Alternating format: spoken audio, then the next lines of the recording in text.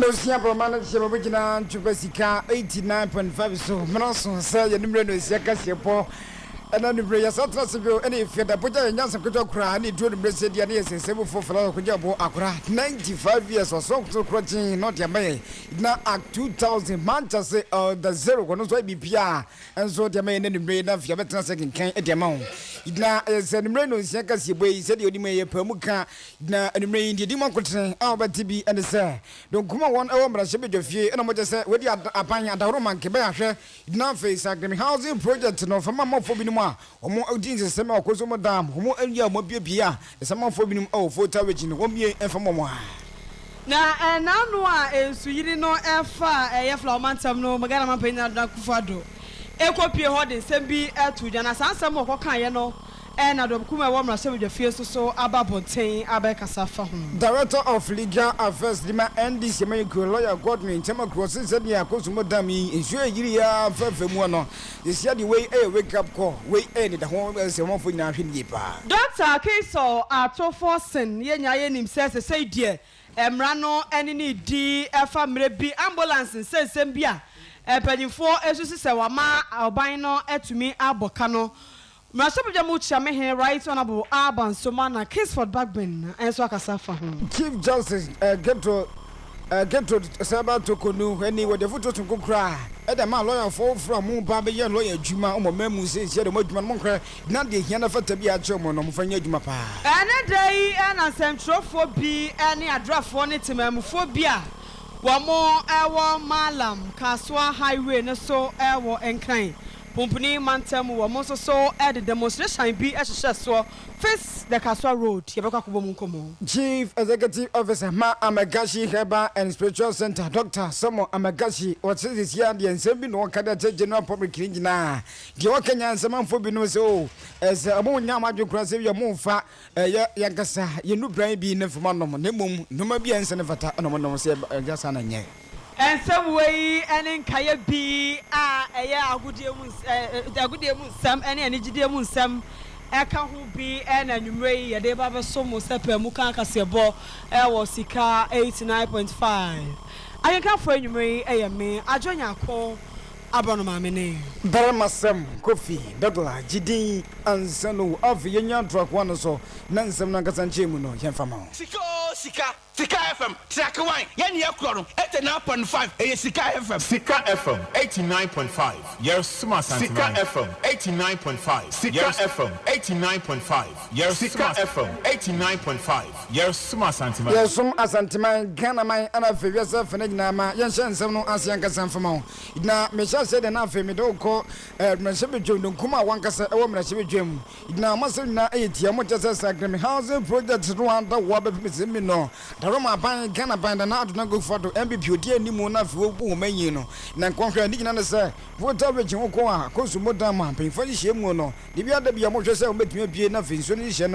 and not quite enough Frunga Kanaka, and Nam say, a fruit for Dinano, former Fobinum and more for Tarigin. Now the Science in your motor said, Piabin Mamma Fobinum Metianda. Now when Yamakasa, I hope Babona for Muzo, a baby and Swedi, a quaidi and Sweden, Papa, and don't come a woman as Jim, Motors are buying and Nafis. Housing project no one from us uncle for na no more some empty one more not from Musunya Papa Antana. We say be a Mancasa, one of them now they say Yakra. Now Nigna and number one Nafi, National Democratic Congress, and this Yamukono, or more about them Pumuna, cause somebody no be common for, or Muna watch or subject,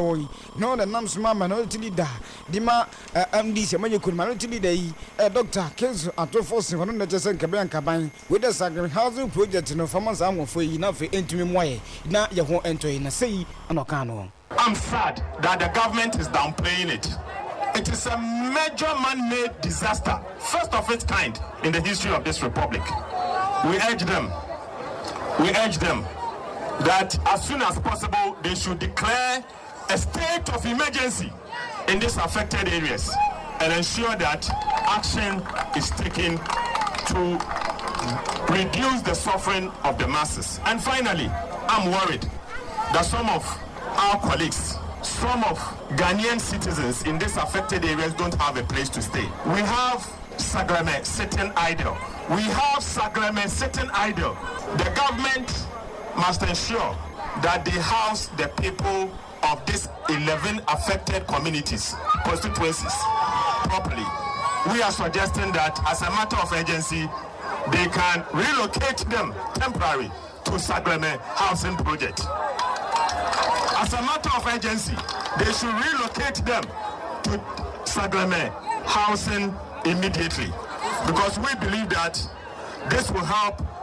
those who are homeless to have a place to go, particularly those who are ready and willing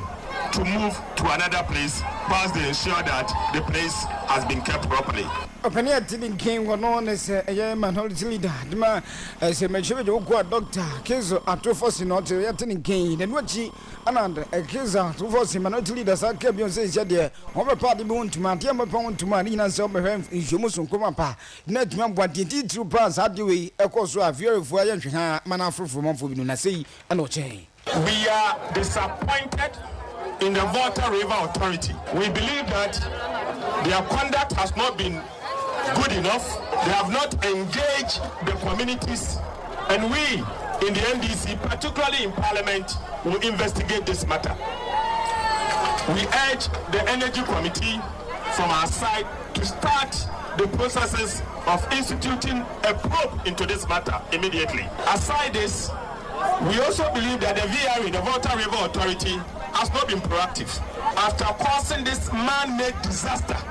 their donation is coming in trickles. A strong institution as Volta River Authority should have done better than what they are doing. And we urge them to also start as soon as possible to mobilize some resources and get involved. And finally, NADMO.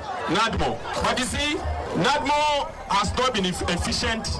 in supporting the affected areas. But I cannot only blame NADMO, I have to blame the government. Because NADMO is saying that if you don't give them the resources, they can't work. So the president and the minister responsible for finance, and the ministers responsible for our security, national security, defense and interior, they have also not done enough. So we want to use this medium to call on them to do what is required and ensure that these 11 communities are catered for immediately. Openia didn't king on the minority leader. Dr. Kills out of us in as Yabon in the Yamawa is which was going to go cross and you mapa. Ever Buana Fiji and I want to send you more for them editing semen foot original. Amani. Yeah, that's why war brother Kumano, Kostra, Union Momo Aka, war flower mantel monona or Mokoye, and Dr. Kiso out of us in Kroya or no. Dom Kumano, Bano, Denny, Wakasa, and Watcher Muse.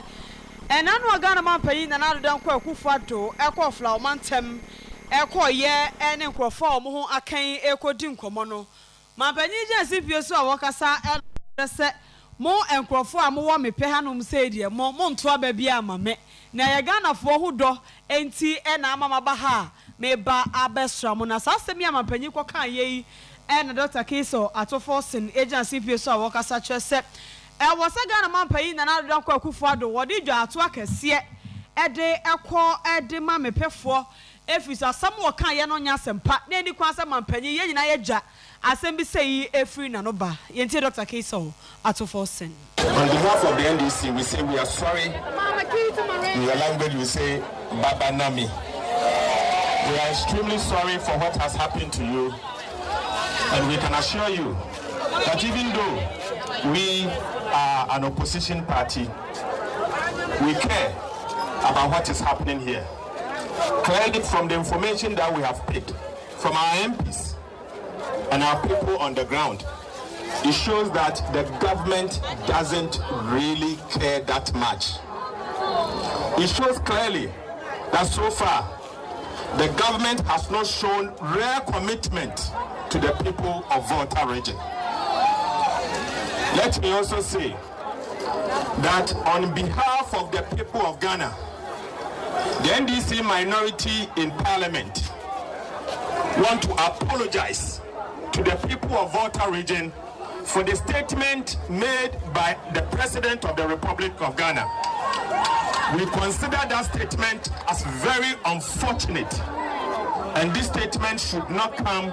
from the father of the land in times like this. And it surprises us, and we are really disappointed in a statement coming from His Excellency the President. We call on him also to apologize to the people of Volta region in particular for what he said. But today, His Excellency President John Dramani Mahama has given us some items to donate, to show our concern. We know that this may not be enough, but this is our widow's mind.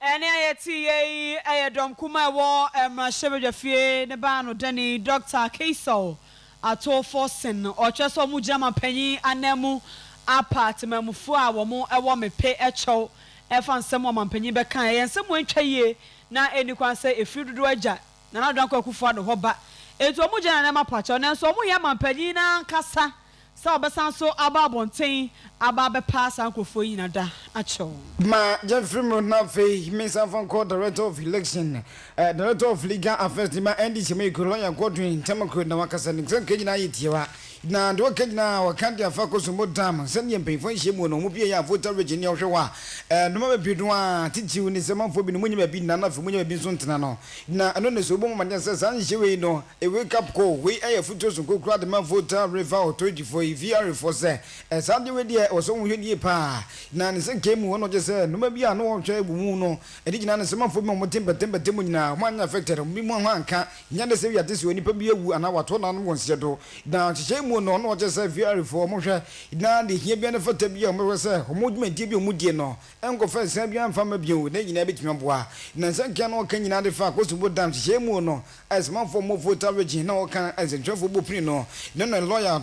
Tamoko, a canning seminar, no, and no done go once a power, so the immense is out the pandia. Alcobani say no, he denied who out to a young tissue will be out to an owen shed in a sea and a gym. I would expect that this should be a wake-up call to VRA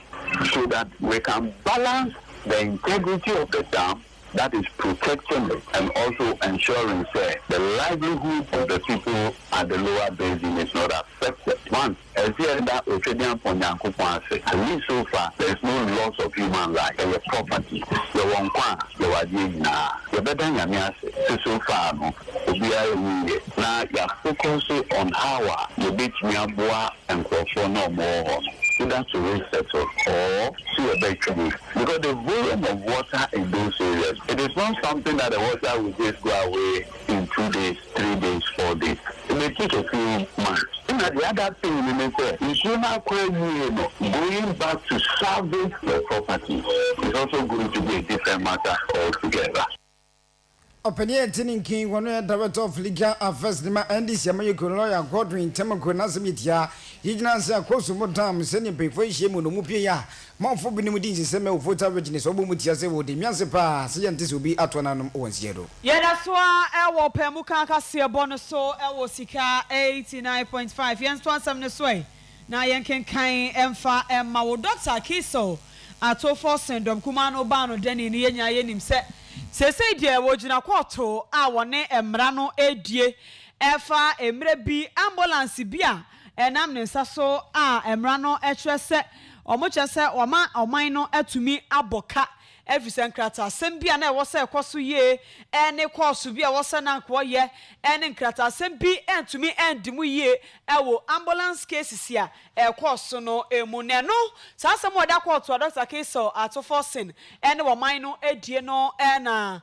Emrashebejomu Chiamehene Right Honorable Alban Somana Kisford Bagbin wono so ababekasa ede afahona wochese sadia enema esikwa no de eyade a eha dwen efise nipa yakana semu Dr. Kiso atofosin yi oye Emrashebejani a wono kro ya ne sansumpo eyedom kuma no eba no deni na tsa akoya de a eha dwen paso ojamre anima yehwetwe ne srane abasa ye busabusa ne nsam asa na enema esikwa no eyade a eha dwen na yenti se de oka asem no leader, unfortunately, and I keep on saying this, is being, to use the word I use, persecuted. So on a number of these occasions, he cannot be with us because he's appearing in court. As at now, he's in court, being tried. It's not that we don't want the rule of law to apply. We all want it to apply. But where prosecution is just a gamble, I may win or I may not win, but let me do it. I will not prescribe that for any politician. Because as a leader, you always have to take the risk. You could get it right,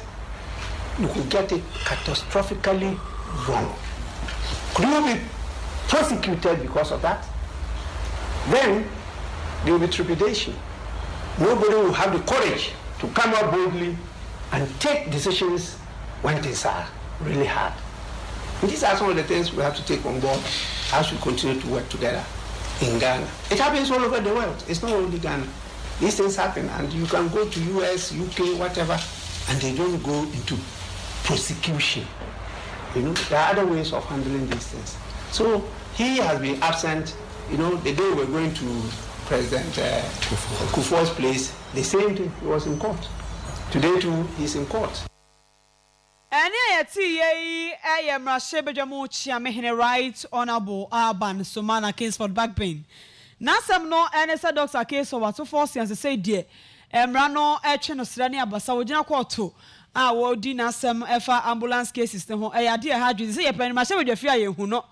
And I won't quite penny so dear. E ka bibi say risky bi wo so wuteki gina ibo ha wo so wusie e na mo panyin ne nti e betimi do akobie bone e betimi de wakowie papa mu sansem akoso yi de abansoma na Kingsford Babem ma hye dwem chia me hene wadwen fa ho e no so e de to nsentwefo enim ma yemfim na fe me fa ko Chief Justice Gertrude Tokodo na eni wo de photos nkokura akọ de ma lawyer for from magasa mu free lawyer school numu na fe de bia se ne hye tie no na afi wo ba se dia na se ya fro na fe ge se bia de mu no Kadia Chow, na photo be here, so yet Yamon. Na don't Chief Justice Gertrude Tokono, Eddie Vutos and Kokra. Edema said you show for Magin TSM, Ranquan, what you man and obey. Na at we much more the German for Binu Mancasem, Rano Sebani said, Duma, Musonia Quena, Musonia lawyer for no matter what she. Na some regiment, no, so because Yansen could turn Yadabaku Bimpo, and then Fishamed once and one gas will be the only music in Kima. Now for your fraud, the abandoned pay for you to so one Casamel Kumano,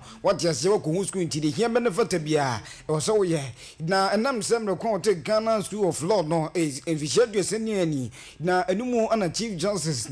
kaze adema ko a wo hwe gunu pa edi ti say emna djuma no manfo bra fe bi etika de hia na fata bia na bimno agi obani de fun kura sete adwuma ye binum okwa munye ne ye de hia na fata na monfa nye de na so otu onfo kwanzo ko so de atom say ba mu ben nya de se mototo na se na basa bia mo hwe na entumwa no de ne se na atudwa mrekwa ese Accra International Conference Center ene so obo mania nsentwefo nyina bo pini ho na mrekwa na fa lawyer for wankasa free school ni mo na fa ye de mo ba no 1997 as a lawyer for kra amba memu na tumamboa na se ne Chief Justice Dima ekanisem enie.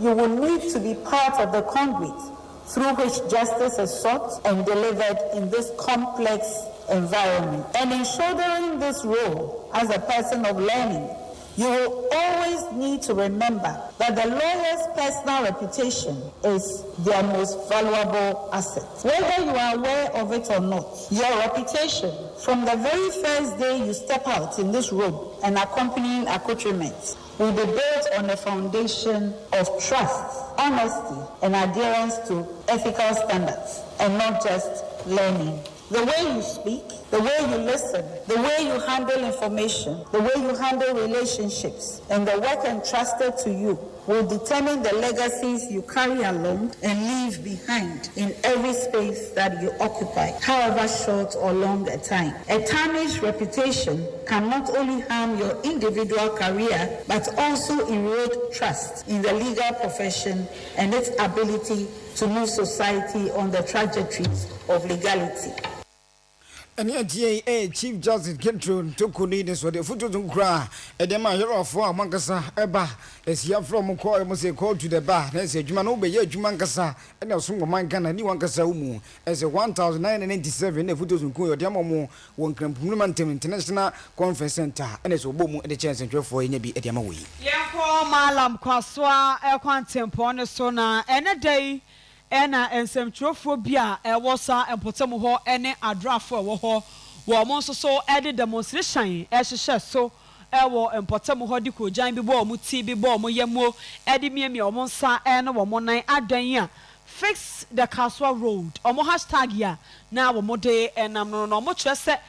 Kaswa for afa akwanfo ne akwantantan so achedodo ebre wie duru sa ban no behye na wo ye Kaswa ekwantempon no ede emo omo so omo ka che kwaku aban se wo mra na ombeye Kaswa kwan emfa emo omo natemamfu wo ho wo mo so eho antimi ento omo na drafo bi ene semtrofo omo koye ekodi sa demonstration ye chi ene Sikka Kasi3 ehwetwe nkomo ni sika ye de be demonstration ye gazi ye kompa na ye twema mentwe se betima be sa de amen ye ngani aso ye ga to mampanyi na na se empanyi fu se wuni bowu a hwena na ye to mamu ya asofo be se kom ka tre ye ne se apo ne ye ba beri wo waso mo hu na daka bi a toilet wo hu na daka bi ntia obi kita apo enti na ye nim sa na apo no eye meko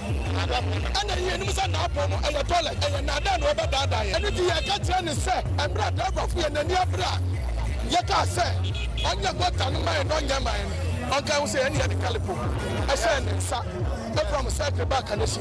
say the real free calipo no kura onka say any kan mu no try no no try yes eni je na so we say level of nyina do share ma say a man I mama kwa last time I ever ban yani man yani yire no e man na tornado station and the baba naked because ya yire mu su Botiano kwan kwa de ne kakra Botiano new Botiano kwan masa so oba Botiano pa wa open oba Botiano kwan pa masa Botiano new Botiano service and Botiano so masa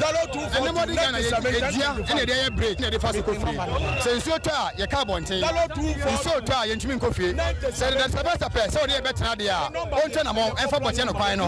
Botiano oban no na obi aba ye mpanu nti ene oba ya yetuma no wo gina pram 3 times wo wini oba Botiano 1 time na yetuma so we fi akai sabato be sabe bi serious traffic or kwan so and the RTV look at the number of huge traffic or kwan so e chere say ampa near Botania da kuma so say yes no ya TV it's long overdue Kaswa kwan e kame asama for edin wo so ache penifo no for kwan so because Kaswa is gateway to central region and part of the country penifo ai edin ache central for yeso ai edin ache but we believe that this is the time as the same penifo sorry now omo ye kwan edima because all the time we can be penifo for kwan so they've been quiet about it and we think that as people who speak for the voiceless as see about bontin ye be dede ma amafo ehu eti amam 3 weeks so ma anya kwan na ye be sa be block kwan ni bi we dey kwam your junior me central ene semtrofo ne adrofo wo mo ewo malam Kaswa ene omo chese omo buafu aban no omo kwan ne nye omo na makwan fon so ache omo man na wo che miensa se kwaku aban ensifo ma ye omo kwan na mo a ene we live to see ado omo be ye de yenim na ese no judi mu kro mo fo no man so fo na bonyo ne kro mu pa de mo bonyo in fact Manson baby am so mo akwan fon ba kono no kwan de time enya fumpo tata me do ko pa ba ko ba on ado akura adwuma be da fi be na otwe amase west obi onyo baby na me kwan de me ya me wale ya me mfa no ko mo ke kan na tia o ba na go say tie me kan yi ma me tie ka wa shi oba wo de pass ma to ni wate ase edru awade wo fa ne kokom ne be koy oh me say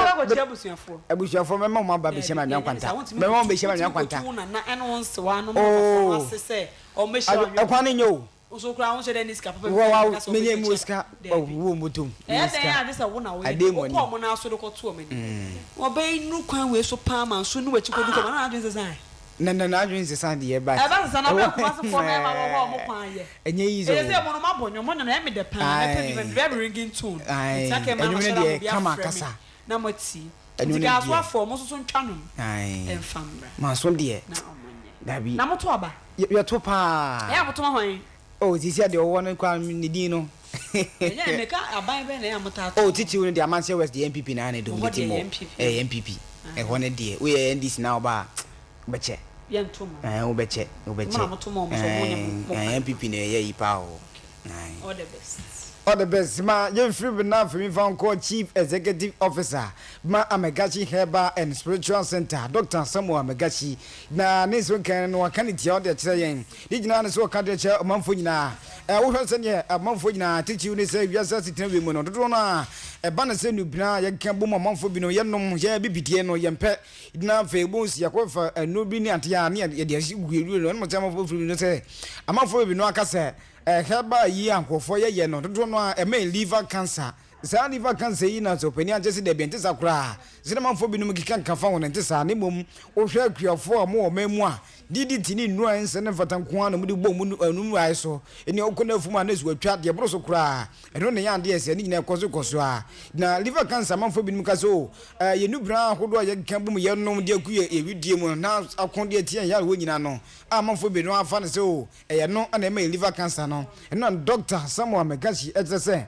enya sakura ti sa nso nyina manfo emori nyina ntungu na ne se kan mu no je se ba so yare na mpom di hono do dia pebia papa na fefa onko na wankasa nya pomdi papa na sei anoka chenzo ntwefo ebibiduro na ye ka ho asem no ye wode ya na ma abrofo nimdie so na ye ene ye wode ya ye nam ye nananom nimdie so ene ye nti de nam abrofo nimdie so no ene wo se eko food and drug board for na omoma wo krata e kire se ampa do not be the manipa before so eko food and drug board for na we do be ba abonten no prescription e ka ho omoma ye hu se eduro na nipa ne nom no be nom ne caps duro sen ye kire sa de ni na yo but de ye bibiduro ye nam na nananom kwan so no ebi wo no ma ye koma na haban duro ne ye kwakote diablo ya de ebi ono ma na duro ne nyese ye de be ma wo se da so na nom sa akopim wo da da bi ntisa eduro etu yare ase no ye kofa duro na instant wo etumi de haban ne brew na ho na wo ho ato so obi tena ba bi be kase ebibiduro ene ma liver cancer ana say liver no kwasem nipa no nim de oka evise nipa ye wo man nim no abrofo duro kura ye nom no side effect wo mu no e create problem bebre de ma liver etisa wo hwe Ghana ha enkrofo e wo liver problem mo na no e ye wo be kom na nipa na nkasa nnuane e wo di no e wo duro flafla e bi e fertilizer ye de nnuane nyina e bi nso ye chemicals ne spices a ye de ye ndwuma e wo Ghana ha nyina obi be kuani be na fu no wo de fertilizer na ye wo be na fu no wo de DDT any spray akoko spray sre be abo bi amfana no nyede enka within 2-3 days no asante se ndo ba krona wo de DDT spray no de abadwama se ye ntondi enti se saa de ne ko ni pedun ma e be de na wuduro enku wo hwe asase a na ye de adwuma na mo de chemicals asaya asase ni nyina including nsu a ye no mo nyina na nyina da ne wuduro enti saa niema we ena de nsunsuanso kese abra liver ebi ye nsu ahodo ye no nyina nso de nye enti eno na de problem ne ba enye bibiduro ko ni pedun akwa sa ya etu ase enti ye de ye ka che Ghana fo nyina ne se ebibiduro a ewo oman ni mu ena tumi tu yare ase enti se wo kwa pe nipa wo nim die de wo aduro obesa wo yale mani na atumi akọ obi enya kidney problem na say kidney failure ye wo bibiduro etumi tu ase bofo do be etumi tu ase obi enya liver failure na say liver cancer ye wo bibiduro etumi tu ase bofo do be etumi tu ase enti yale bebre wo no ma ya tu din ene ya han dan ama no we widiem se sa yale ne betena widiem abra bibiduro etumi akọ tu ase enti obi betena ba bi be ka say bibiduro na ye de man krofo no eye de oboa onim de oka say nipa nja ase nyankopon tamfo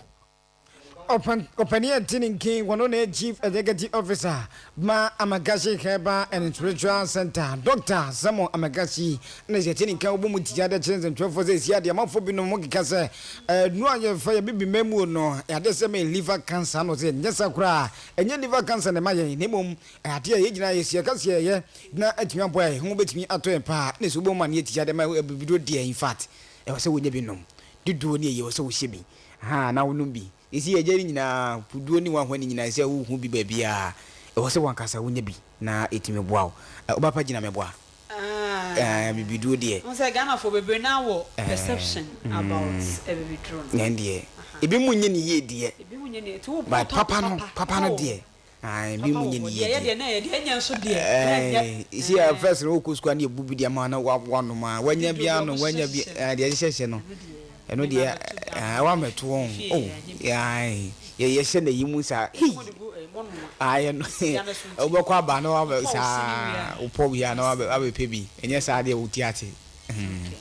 and what also ma yento so e wo pemu kan ka se bone so emfa emma wei ma shebedwani e de ma omanfo a wo mo e wo ensuta kwaman bepo so a wo no kroya wokọ ensuta nananom atena nkonwa wono ena ye dade so abahema eye honorable Nana Adelaide Nana ya ejewa intim okode mame asanso akwakoye manfo a womo atonso ben ensuta no ewo Central ewo Asante Mantemu ha wakọ akoye womo aye na ene se enioma miense bi na wo mpotemu ho ana eha dwen na emma wo masetena mu enkoyie na ewo ho de ne nso na asai be yese emfie miensanie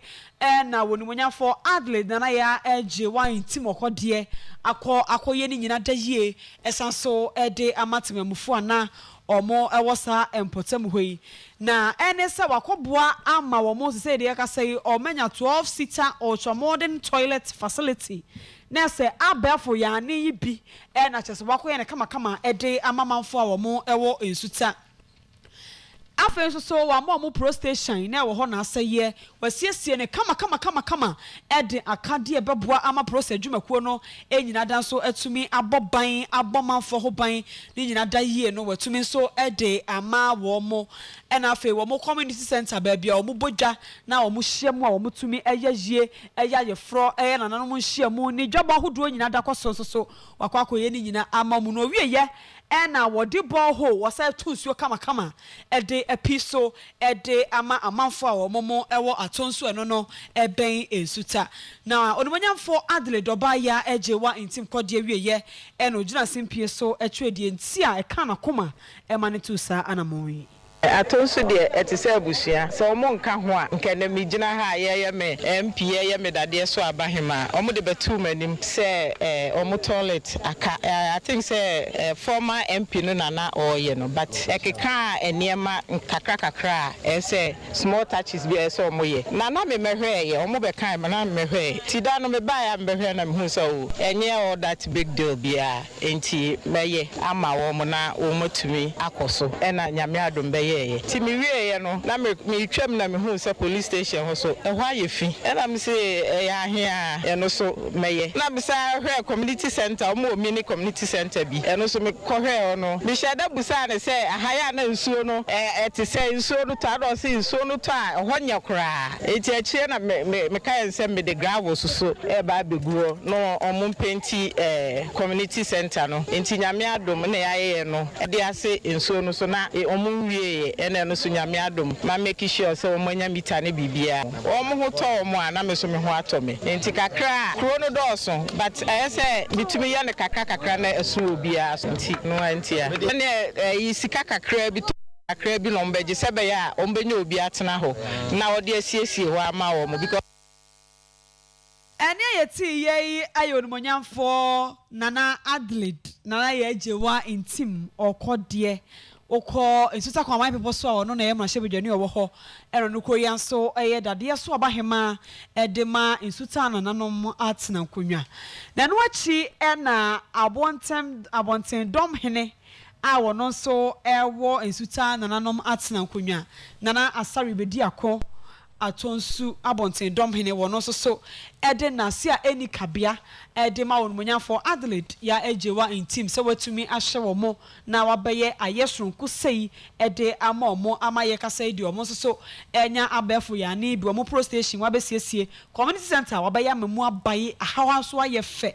na wasanso awie etunsuo ede epi wo mo so yentie no Good members eni mpanimfo ede adesrede koda oba ahima no kwasem ye koye na eniema egu nanim no na edoso nanso media ye nwa kese pa ne se dade so aba hima mi din no efata no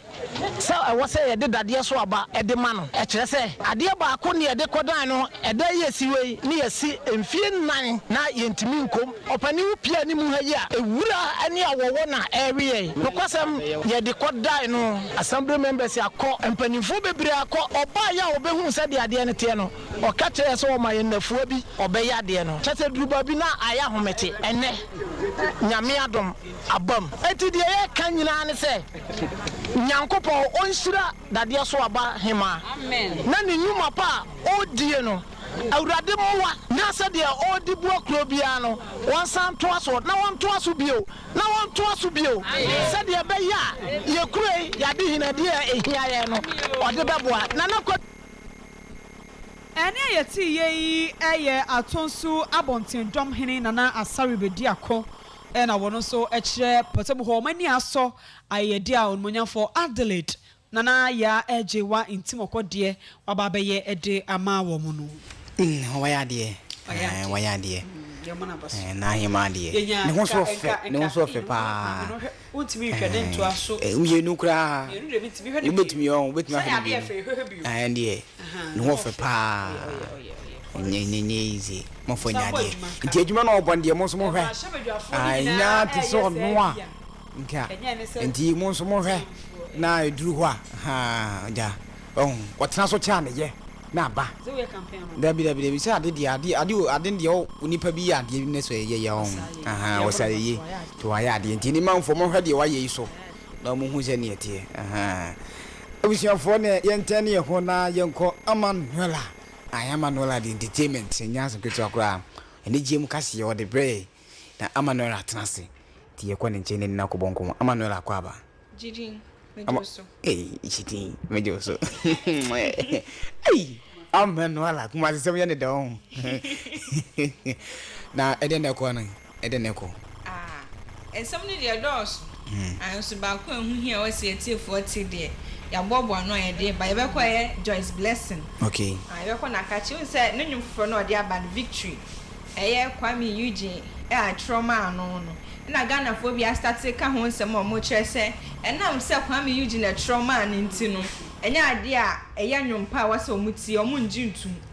Kwame Eugene trauma ne nti enya nwum se ade na wase obi obo wi ase nwum etro nyamenwum obi se onto okay nti ho no Ghana fo bi kasa ho pa na Blessing aba be yi o ma no na yakwa ye great tampon so akache o de nse bia betu je fa ezi asori no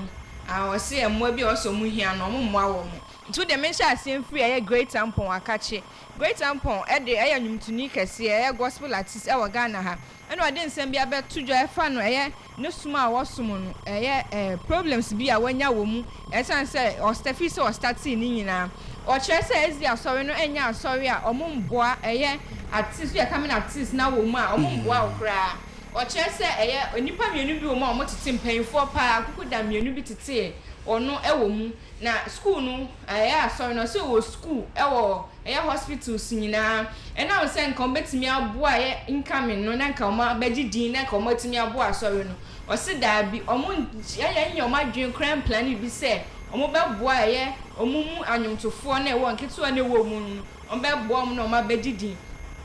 ena o ka se ono de on ka se asori no moa no o se on ye o abusua ena nyame so nhwe ma nanim ngu asinti enye se ono enti na wakase asori ne mmoa ba wase nketo na omo ba na omo nimmoa no se nka asori no betumi aboa wo mo na omo nya se de omo ye ni bia nka be boa pa ma nketo na omo wo mu no omo so atumi atumpon na omo so abagidi se be ya omo betumi so de asori ni din no akọ akire na no so agi ba bia nti de free great tampon no so how a ofa mu ya na asori a okọ na omo mbo no fa mu no e no so e de tudwa me nkwaya Joyce Blessing so akache Joyce so de abetu ya o chese na nsen ya Ghana fo bi kika nsem se enam se ne nwum no Kwame Eugene and the trauma nti no eni kwan se nwum no mo gitum because eni kwan se eye obi a otro wiase nwum etro nyamenwum eba se ewe de nyamenwum to obi antu bi o se da binya sa na tie nti Ghana fo beka se nti eye Christopher no omuntumi enyusu eye ade awiasefo aya ana o de car eye example nti se car omu ye nyina eye Christopher na eye o se eye aduma chede nyame de am obi a na eye enwum to anu eye nyame na de che no so otro eye secular so otro gospel ni nyina eye nyame achede nti Ghana fo na omo keka se ne nwum no na se Eugene trauma anu nti no eni kwan so omo gitum as gospel ne de o se omo mbo santungu kra because enwum no eye utie asem ewo mu ni utie futuo nyame asem mu chese bibia wo ehye nkran chese wankasa utie atunu say yes enwum we dia akenya wuti wakwa na obo otiriku nti wase Ghana fo na mo kasa enam se Kwame Eugene and the trauma anu nti no omunya kra mo condemn no munjai because nyamenwuma onu so nim se onu a watu nyamenwum na nyon so de obi na twema onu so asem Ghana Ghana fo se nam se Eugene Troy because Eugene on to nyamenwum say o musa de ba to obi won to nyamenwum de watwra de ndi okwa bibi na se obi ye yi a na oboa sa akwa no so na se ni nyina se nke be ko bunsem je mu o se Kristo ni na trauma no dabi enye ne sa masa nti o se watin se me Ghana fo be na mo so da ye no ana nkofo de luto no besebre o mo so mu twane so se Ghana for de wasemba se de wo ye Kristo ni na se o so da ye no na o ka kire obi a ono onye Kristo ni a mu nyina de same document nti asem nipa na ebetie enwum no aba na wo mu ne hia nya nipa no a wotwere na de no mo omo an bibie ba asa mo nkofo kra wonye bi kra na kra nto mo nye den it's the air joy's blessing so e kan say omo condemn ne nwum na say you di na trauma no omo nya no mbotu ngu omo ka sa bia e wiase no enya say ade bia wo Kristo ni be yusu bia na ye Kristo ni na cast ye titi mu nyina bebre no a ye wiase fo na ato Kristo fo cast ye sen nti mi wa ye ma me fan chechiri ye ho ye ne Kristo fo no aha ye be ko busem jem kra ma omo amu nkwa so no be ko heaven no kure nti o se ye no ma bi chiche ho menene ya adwen pa na bebe ma kwa na me de ni je mu nsem no so es Amanuela ene ye fiada okay ye be chi etie fo nyina ni abom aba so se da bi mo fidie no da so da Sikka FM na da bi mo tie ye mo ko so ntie ye ne wo nyuma pe bebre de ma wo mo okay obia Amanuela ani etie ne ka odi enigye mu enso ede ba ye busia me gina we so na fei enumre no sia ka se bo esem for flat akwaja bo akora 95 years on kitapuma oso kro agyen de ma ye na fei akenkan fo mi no midin de bere masem Kofi Douglas Didin ansa do mi ni nuaba Ajoa nyako abonoma ne fiada o ani ne ifiada de nyadu say dia ai oh don't go there weekend ba Friday you tufo Friday dear me Friday dear Friday tufo for it na Friday dear awalo for no yeah okay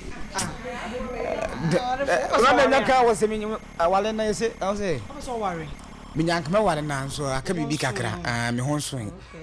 ende ka wunya me nso be enya me mfini susu a ne mfini susu ne botom le susu we ha na botom nya dia na se wo botom ne o ka ji a uji ano so wantuma anu mibia nti botom nya wa hwe kura masa wo da ho no obige wo be kan graphic ka ma na afi wa ware ne fans ne kan wara mo mari tukin kan bi mo timi kan bi me obi bo so bi mo share space nya easy ti du fiada se dia anti me nyame mbo ame na munyeska but awale de awale ntam mom de nke ye banya but enye sisi e o da bi o ware ya o obi bia ha ye kama o ye o concentrate ene no kura de ye but I don't know ho we correct guy o ye correct anti anya wale de ma correct awale ensesa nipa o sa awale ensesa nipa ensesa nipa sa ebinu sa awale ensesa nipa o enya no kura na da ho sa awale de ensesa nipa ni enche nipa no ankasa na ye na adwen say ade ana me ye bia menye dey menye bio awale ni nti no won say bia moto no ba prum na ye yi o yeso so no kwa de say mo wale na abo ai say mo nya achi bi de ahye de ma wi okay ebusia ade ye gina we so na fe ye dia seda dia ma esemo for penny ofalasa koja bo akora 95 years on kitapuma at 2000 manchase the zero on e bibia de ma ya enme beken kan e ma wo so utibie no Amanuela wa ha ode enije mu de ma ye st e bo voice ma ye ana nanama ono so etaji kuchu Indiana wa ye no bia wa ne style oba partner ana fe ifunwa kafna omo so mu nyina amechi aho se woni ewu news edma fu nyina afi azo yazo DJ yazo birthday boy odin birthday